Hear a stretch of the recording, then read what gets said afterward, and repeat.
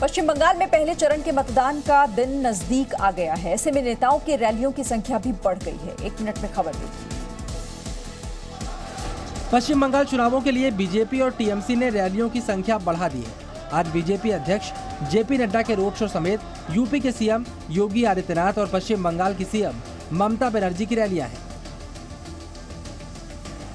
आज बीजेपी अध्यक्ष जेपी नड्डा बांकुरा के विष्णुपुर में रोड शो करेंगे। यूपी के सीएम योगी आदित्यनाथ भी आज बंगाल में 3 रैलियां करेंगे। सीएम योगी 11 बजे पुरुलिया में रैली करेंगे। इसके बाद दोपहर 1 बजे उनकी रैली बांकुरा में होगी और दोपहर करीब 3 बजे सीएम योगी आदित्यनाथ मिदनापुर में रैली करेंगे। बंगाल की सीएम ममता बनर्जी भी आज बांकुरा में 3 रैलियां करेंगी। उनकी पहली रैली दोपहर 12 बजे सालतोरा में होगी, जबकि दूसरी रैली छातना में दोपहर 1 बजे होगी। आखिर में बांकुरा के रायपुर में दोपहर 2 बजे तीसरी रैली होगी। पश्चिम बंगाल में पहले चरण के मतदान के लिए अब 10 दिन से कम का वक्त रह गया है और ऐसे में दोनों ही पार्टी जनता के बीच अपनी पहुंच बनाने की पूरी कोशिश कर रही है। बीजेपी नेता शुवेंदु अधिकारी ने चुनाव आयोग से ममता बनर्जी की शिकायत की है। बीजेपी नेता शुवेंदु अधिकारी ने चुनाव आयोग से अपने प्रतिद्वंदी और पश्चिम बंगाल सीएम ममता बनर्जी के खिलाफ चुनाव आयोग में शिकायत की है। शुवेंदु अधिकारी ने दावा किया है कि ममता बनर्जी ने अपने नामांकन पत्र में कई दस्तावेजों का खुलासा नहीं किया है। ममता बनर्जी ने अपने खिलाफ दायर 6 आपराधिक रिकॉर्ड की जानकारी हलफनामे में नहीं दी है। नामांकन पत्र में साल 2018 में असम में 5 मामले दर्ज किए जाने का जिक्र नहीं है। ममता बनर्जी पर आपराधिक दस्तावेज छुपाने के लिए कार्रवाई होनी चाहिए। ममता बनर्जी का नामांकन खारिज कर दिया जाए।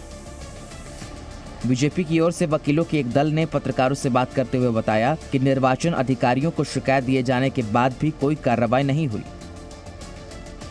पश्चिम बंगाल में 294 सीटों के लिए 8 चरणों में मतदान किया जाएगा, जिसकी शुरुआत 27 मार्च को होगी। देश भर में कोरोना के बढ़ते मामलों को देखते हुए प्रधानमंत्री नरेंद्र मोदी ने मुख्यमंत्रियों की बैठक बुलाई है। 1 मिनट में पूरा अपडेट। देश भर में कोरोना के बढ़ रहे मामलों को देखते हुए प्रधानमंत्री ने मुख्यमंत्रियों के साथ बैठक बुलाई है। ये बैठक बुधवार को दोपहर करीब 12 बजे आयोजित होगी। प्रधानमंत्री सभी मुख्यमंत्रियों के साथ वीडियो कॉन्फ्रेंसिंग के जरिए मुलाकात करेंगे। कोरोना महामारी के अलावा पीएम मोदी देश में टीकाकरण शुरू होने के बाद पहली बार मुख्यमंत्रियों के साथ बातचीत करने जा रहे हैं। ऐसे में प्रधानमंत्री राज्यों के टीकाकरण की प्रगति और इसमें आने वाली दिक्कतों की भी समीक्षा करेंगे। भारत में कोरोना के 26,000 से भी ज्यादा नए मामले सामने आए हैं और संक्रमितों की कुल संख्या 1 करोड़ से भी ज्यादा हो चुकी है। खासकर इसका असर महाराष्ट्र में हुआ है, जहां देश के आधे से भी ज्यादा एक्टिव केस हैं। उधर महाराष्ट्र में राज्य सरकार ने नई गाइडलाइंस जारी की है। गाइडलाइंस के मुताबिक सभी मल्टीप्लेक्स, रेस्टोरेंट और होटल अब केवल 50% क्षमता के साथ ही खुलेंगे।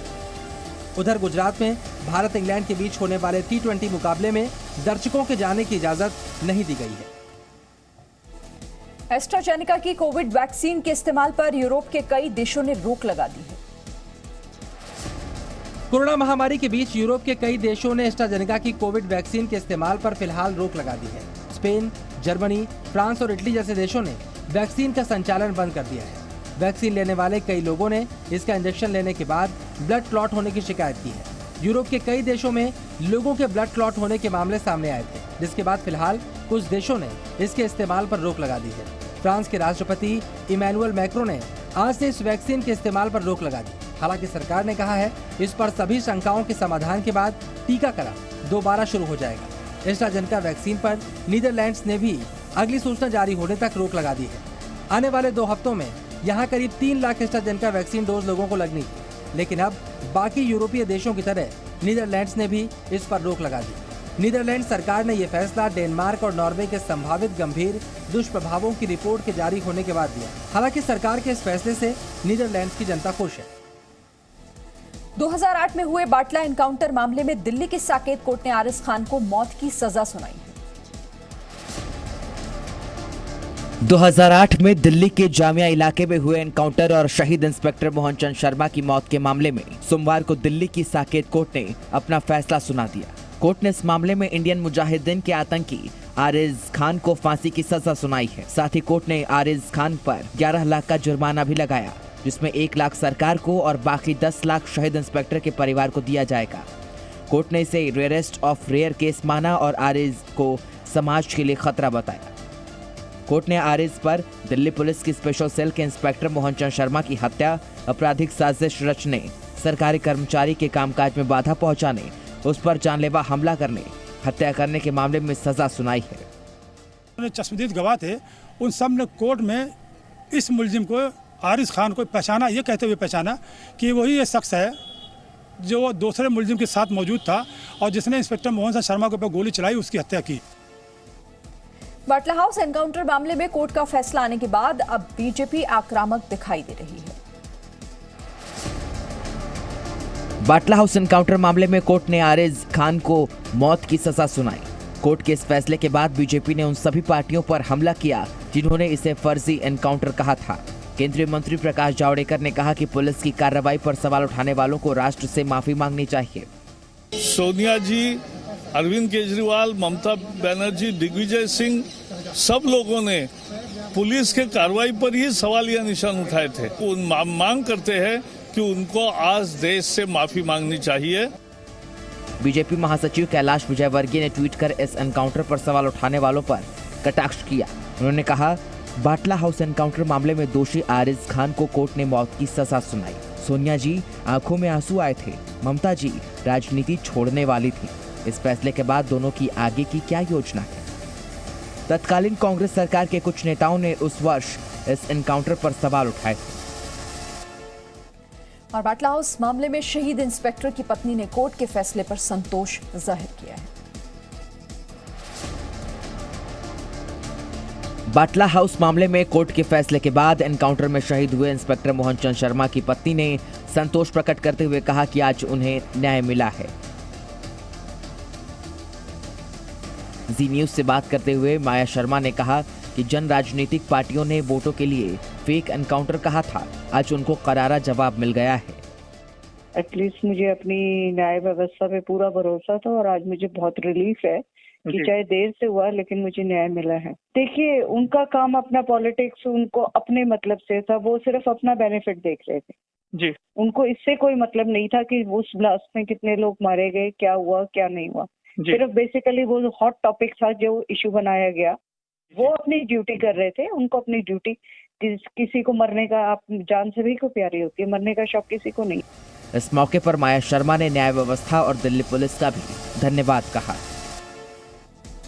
पेट्रोल और डीजल के बढ़ते दामों पर सोमवार को सदन में वित्त मंत्रालय ने सफाई पेश की।